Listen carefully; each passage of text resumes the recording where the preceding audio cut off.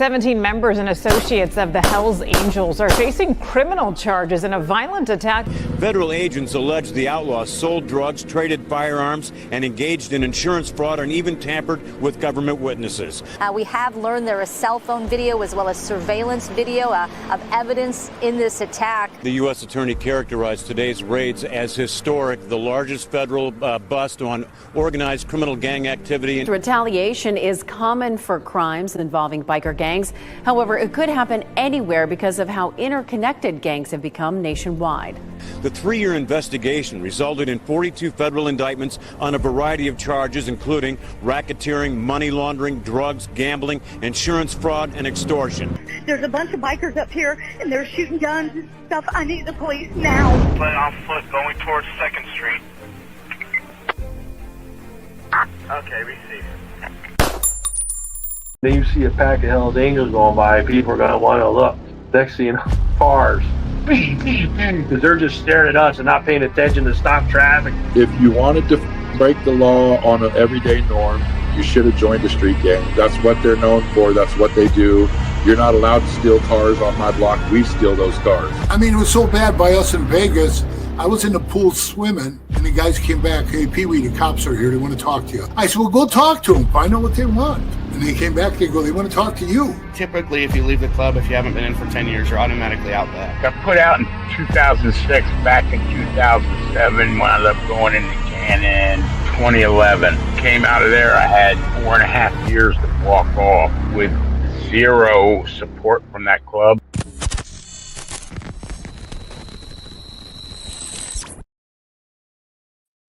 Welcome to this episode of Chatting with Staxx. I'm your host, Bill Staxx, and today we got a lot to talk about. There's a lot going on. Before we get started, make sure you hit the like button, subscribe, hit the notification bell so you can get my videos every time they drop. Make sure you tell your mother's, brother's, sister's friend about Chatting with Staxx. I appreciate it. Hope you guys had a safe holiday. There's a lot going on, a lot of motorcycle accidents. Shout out to everybody who's out there riding. Make sure you ride responsibly. A lot of people lost their life this weekend, on the holiday weekend. I want to give a shout out to all the service members who fight for our freedom. I appreciate you. So today, we're going to talk about the Bandidos and the war that started out there in Texas. But before we get to that, we got some other things to talk about. First, we're going to talk about this guy. Who's this guy? He is the former police chief who was arrested on the R word and a murder, and he escaped from prison. Ex-police chief serving murder and R sentence escapes from Arkansas prison in a disguise. Grant Hardin, 56, escaped from North Central Unit Prison on Sunday afternoon, police say. Former Arkansas, is that how you say it? Arkansas police chief serving decades in prison for first-degree murder and R escaped from prison on Sunday in a makeshift law enforcement uniform. Arkansas Department of Corrections officials said in a statement, Grant Hardin, 56, former Gateway police chief, escaped at about 3:40 p.m. from North Central Unit in Calico Rock, officials said. As of Sunday night, the search for Hardin continues. On Monday, Rand Champion, a corrections department spokesman, said in an interview that the investigation is ongoing using a lot of different matters, including K9 units, drones. He added the rainy weather on Monday is making it difficult to search. Another challenge is Hardin's background in law enforcement, what makes it a little bit trickier, he said, because he may be familiar with all the tactics that they are using, Champion said. However, the officials believe Hardin could be nearby. We feel confident based on information that we have that and just the experience of our tracking crews that he is fairly close to the unit. So who knows? This is insane. So here's a picture of him escaping. He was able to put on a disguise and make himself look like a police officer, and he just walks away. I mean, you can't make this up. You can't. Things are getting crazier and crazier out there. Here's another picture of him. This guy was the police chief. Like, oh, man. I mean, does it get any crazier? Yes. Yes, it does. So, this looks like a normal house, right? Normal house. You know, you're going to open your pool for the holiday weekend. Here's a pool that was opening. Guess what they found in the pool? New York homeowners uncovering a pool for the summer finds a body floating in the water. A homeowner on Long Island made a shocking discovery when uncovering his pool this summer, finding a body floating in the water after pulling off his pool cover.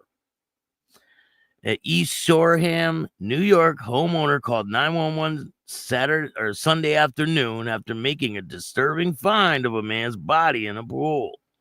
He did not wish to comment on Monday, though. Neighbors are now trying to figure out who the person may have been and what could have happened. I don't know why somebody would have tried to get under the pool cover. It's not a smart thing to do, said a neighbor. I really wouldn't be happy opening up my pool going to find that. Police said in Suffolk County that the medical examiner will try to determine the victim's identity and how long and how he may have died. Investigators are still looking into whether the person found may have been a 23-year-old Matthew Zoll, a fugitive from the law. Police believe he stabbed his 61-year-old father to death at Rocky Point, New York, in the home in November. But Zoll has been on the run ever since. The East Shoreman is not that far away from Rocky Point. It's very strange. We all thought he just left town, got on a train or a bus, a woman said, adding that police spent several weeks searching for Zoll in the fall, but he was never found. So here's another article. Long Island cops probing whether the corpse found in a backyard pool was a fugitive murder suspect who fatally stabbed his father months earlier. Long Island homeowner summer kicked off to a horrifying turn Sunday evening after lifting his pool cover in East Shoreham backyard, discovering a body that police reportedly investigating as a possible being the fugitive murder suspect Matthew Zoll. Here, I got a picture of him. That's him on the top right. So sources say Suffolk County police are now looking whether to confirm the body is 23-year-old killer investigating the cause of death. Officials wouldn't confirm whether this is their leading theory. The homicide unit was actively investigating that the medical examiner's office is performing an autopsy to determine the cause of death and confirm the victim's identity. This is a crazy situation. Zoll, who was reportedly schizophrenic, is the main suspect in November murder, allegedly stabbing his 61-year-old dad, a postal worker, Joseph Zoll, to death inside the home on Rocky Point. He then frantically fled the home, crashing his car on the William Ford Parkway about 10 minutes after the alleged killing, leaving the totaled car and escaping on foot. U.S. Marshals spent several days scouring a wooded area off the parkway, including 1,600 acres in Brookhaven State Park, in an intense search for Zoll following the deadly crash, but ultimately came up short. The backyard where the body was found borders the wooded lot that runs behind 4 homes, leads straight to William Ford Parkway. I say it's possibly him. Could be. Sources claim cops now believe Zoll may have traveled about half a mile into the backyard where he could have tried to hide underneath the winter pool covering before dying of various causes, including drowning, pneumonia or hypothermia, suffocation, and more. Who knows? When more details come out in this case, I will let you know. Lindsay, what's going on? Thank you for joining me today. Thank you. 15,300 subscribers. Very proud. For all you guys that watch, I appreciate every single person that watches this show. We got a lot to talk about today. So today, we're talking about the Bandidos. You guys know the crazy case that's going on down there in Houston.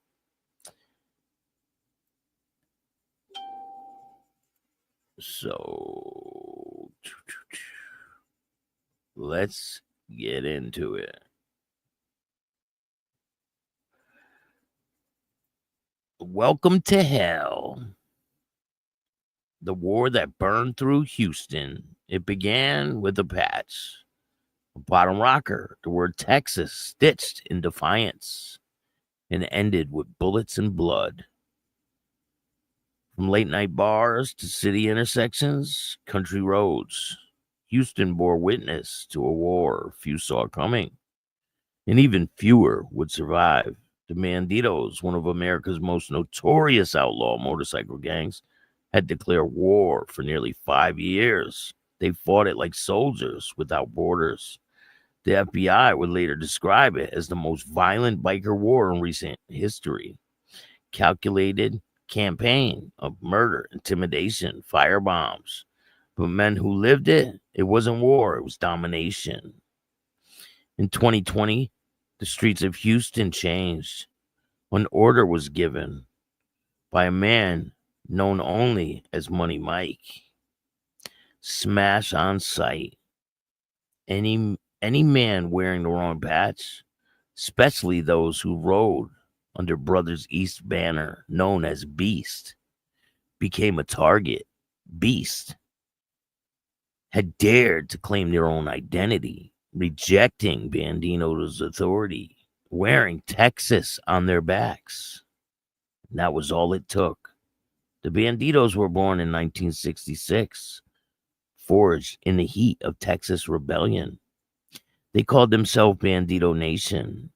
They didn't ask for power. They took it.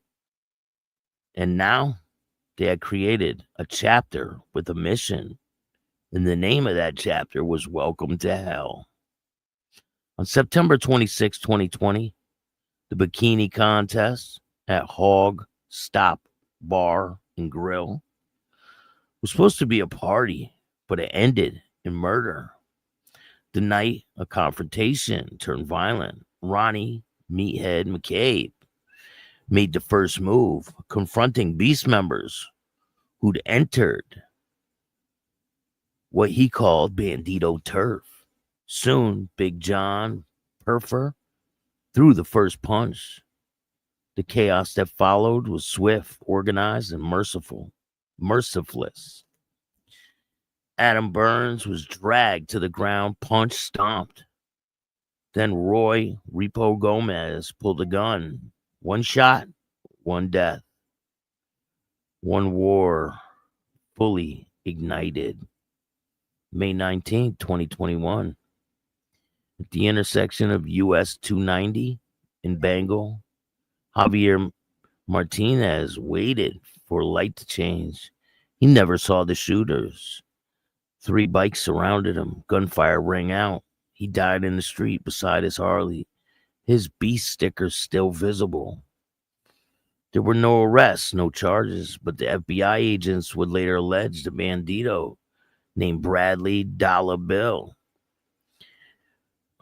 Rickenbacker was there. The war left no time for mourning, only momentum. Fall 2021. With blood on their hands and purpose in their hearts, the Bandidos birthed a new unit. Welcome to Hell was not bound by geography. It was bound by blood oaths. Purfer named the president. Rickenbacker kept the books. Other members like Darby, 10 Rounds, and David Breakcheck Vargas formed Ruthless Core. They trafficked drugs, carried blackout bags, and rode under one flag.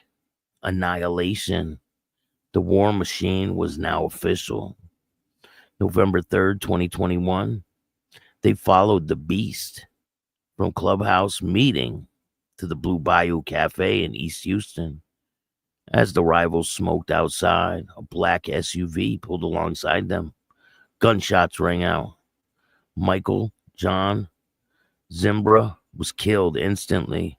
His brothers were wounded. One lived. They recognized the shooter. It was enough to indicate Vargas. It was enough to indict Vargas. The state case would later collapse when the witness vanished. Another body, another unsolved crime, another chapter written in the fire. February 22nd, 2023. Even allies weren't safe. At Bimbo's Saloon, the Bandidos turned on the Graybeards, a support club that had dared to talk peace with the beasts. 100 men gathered. 14 Graybeards were beaten and stripped of their vest. Humiliation that in the biker culture was worse than death. We're shutting you down. FBI agent Joshua Lyons would later testify that was a message. The war had consumed them all. Reality star contestant Brandon Loco Hans once played to win the Survivor off screen. He joined the Bandidos, and on December 14, 2023, he allegedly lit the match that torched Country Line Ice House, a bar that hosted Beast members. The blaze gutted the building. The business never reopened. Later, Hans claimed he left the Bandidos. The gang said they wanted him dead for it. By the summer of 2024, the federal government moved. Arrests begun in August. By February 20th, 2025, the full weight of the U.S. Department of Justice came crashing down. 14 men were indicted under RICO, the same law that they used to bring the mafia down. Charges include murder, racketeering, arson, attempted execution. The Bandidos sought to establish a monopoly. Acting U.S. Attorney Nicholas Ganji said, and they did it through fear. 9 of the accused remain behind bars awaiting trial. The rest of them are out on bond. Shadows of war, not yet over. October 2025, the courtroom will be the final arena for the families of the dead. The city scarred by violence. No verdict will undo the carnage. Houston survived the war. The question is, who will survive the truth? And that is the war in Houston. It's a pretty crazy story. And it's not over yet. Damn it, Mandy. How are you? Thank you for joining me today. Yeah, it's a pretty wild story, and it's definitely not over. It's basically just beginning. This trial is going to be huge. And we'll see what happens. We'll see who ends up cooperating, who doesn't. It's going to be a pretty insane thing when these guys start going on trial. So there's been so many motorcycle crashes. It's like every single day I see all these crashes. If you're driving a car, make sure you're aware of your surroundings. I think people think they can like pull out in front of motorcycles because they're going to stop. They're going to stop faster or something. No. Listen, if you see a motorcycle, give it space. Let them go by. That's how a lot of people end up dying. They get cars pull out in front of them. So this is a pretty crazy story. Bel Air, the village of Bel Air, observed Memorial Day at Union Square Park. U.S. Navy veteran John Dixie Purdyman, a member of the American Legion, Post 52, a disabled American veteran, Chapter 117, organized the ceremony. When speaking about putting the event together each year, he jokes that he thinks he inherited the responsibility a number of years ago, but isn't sure how that happened. When you have good help, it's easy, but all you have to do is call, and things will fall into line, he said. He added that sometimes he doesn't even have to make a call. The community steps up and shares responsibility and supports its veterans. As he was saying, a convoy of Grim Reaper motorcycle club members arrived at the ceremony to show their support. I don't even have to ask them about this, and they come and support, he said. In addition to the Grim Reapers and the Bel Air resident, Shady Side resident Paul Smothers attended the ceremony to show support by carrying a large American flag before it arrived at the event.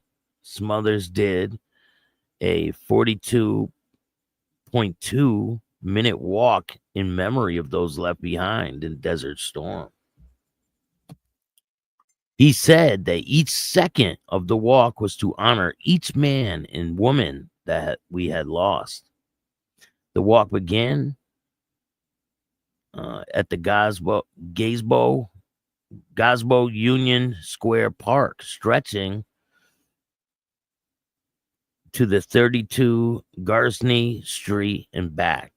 Smothers said this is the 5th year he has done that walk, and he used to do it wheeling, but decided to move it to in wheeling. He used to do it in wheeling. Jesus. Perfect timing. Hold on a second. Let me shut this off, or it'll never stop.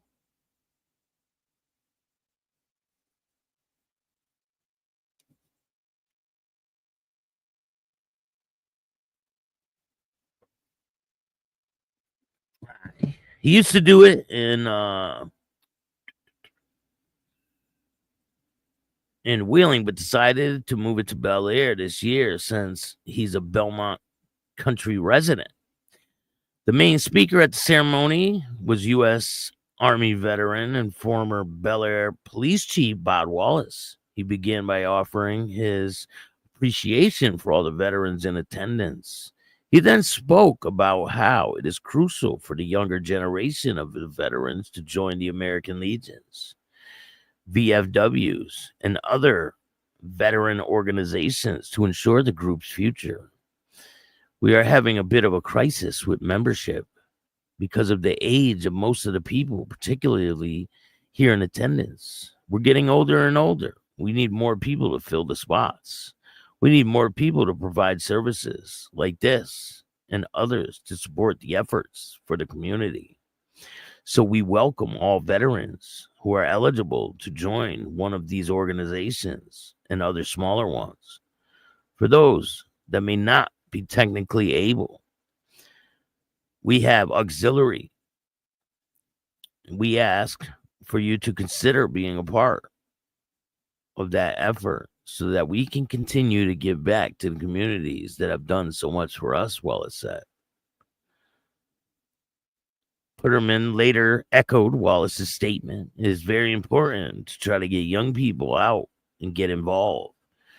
Because the way the earth is, things are going now, it's tough because you watch TV and you hear this side or that side, and it's a hassle, Putterman said. Wallace closed his speech by talking about the Revolutionary War and reminding the residents in attendance of the sacrifices it takes to be free. He said the veterans at the time made the sacrifice for the country to have freedom, and every veteran after that has made the sacrifice for his country to keep its freedom. As most of you know, one of the most cherished things about our Constitution is the right to bear arms, which was stripped away from me.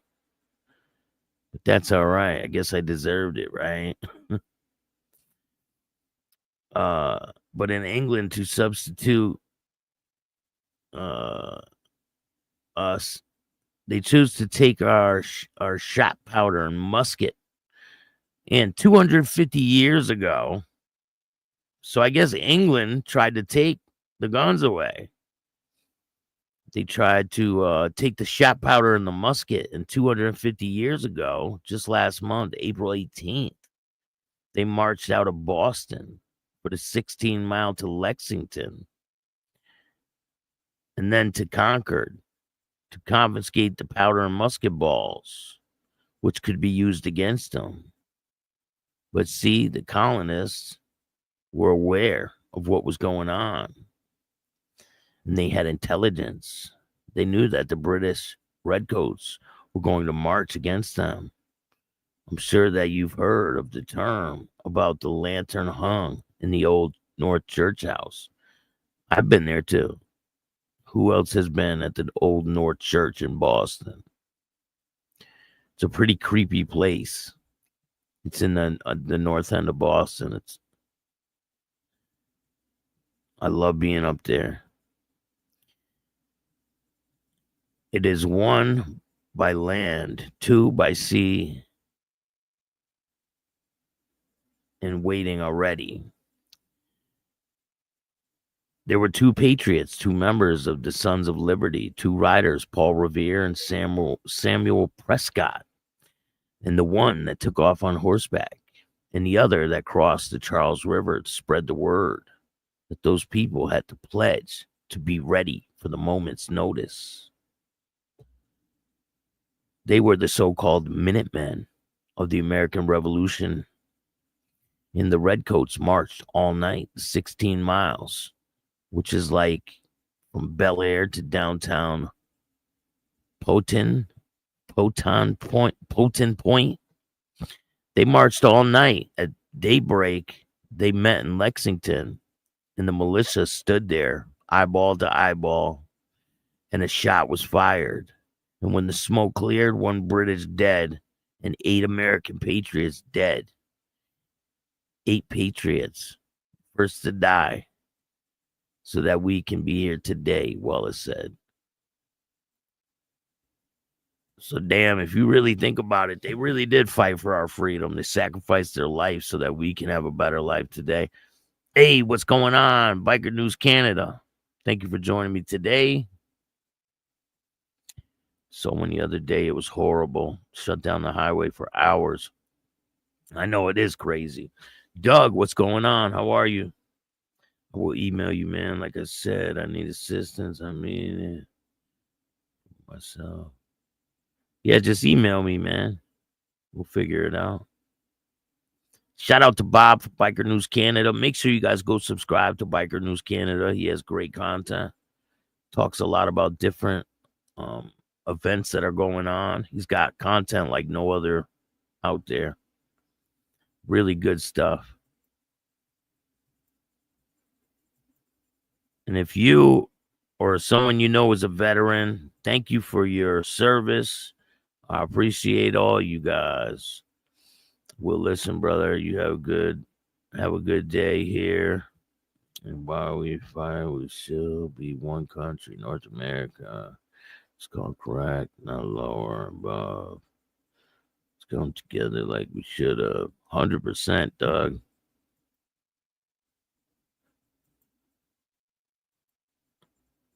Yeah, people are really separated nowadays, and it's a terrible thing. But hey, you can't change those the crazies.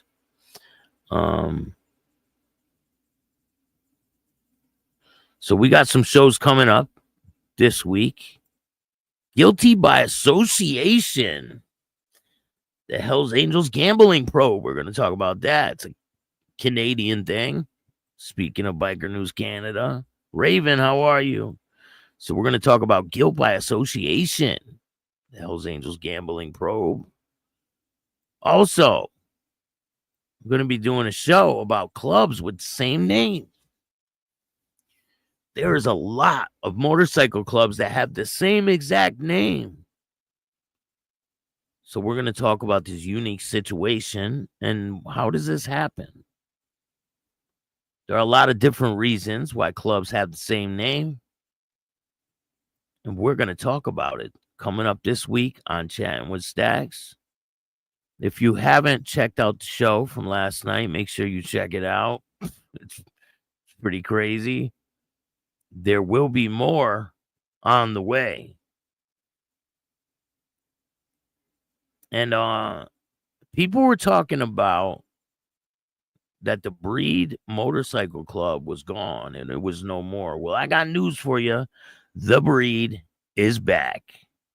That's right. The motorcycle club, The Breed, is right here, flying colors on the American highways. So they are not gone like people thought. They're back. How you doing, Raven? I'm doing great. Thank you for joining me today. Hey, Bob. Got my membership from One Broken Biker. Good stuff. Being a member. Hell yeah. Make sure you guys hit the like button. Go check out Patreon. There's a lot of content over there. Tonight is part 5, I think, of Boston 2%. It's a crazy story. If you guys want to hear the whole story with no interruptions, just join the membership. If you guys can't afford a membership, I understand.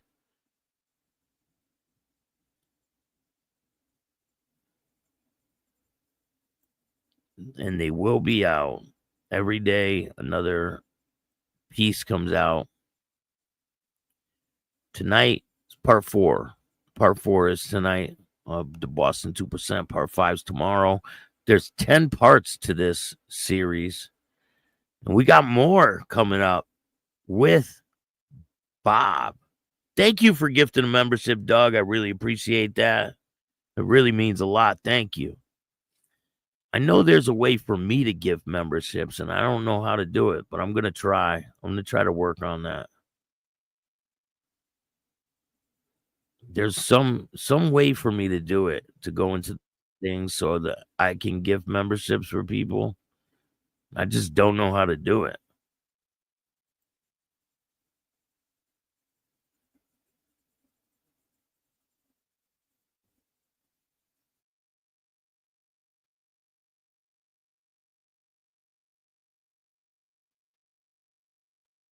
I appreciate all you guys. Thank you guys for joining me today. We got a lot more content on the way.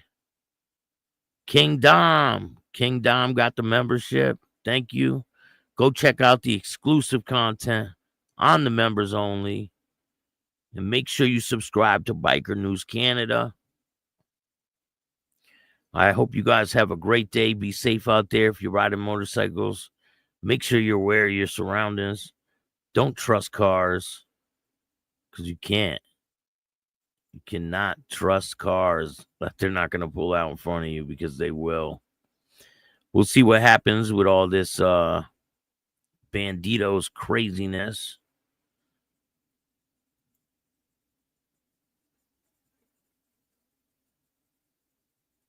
And I'm going to put something together.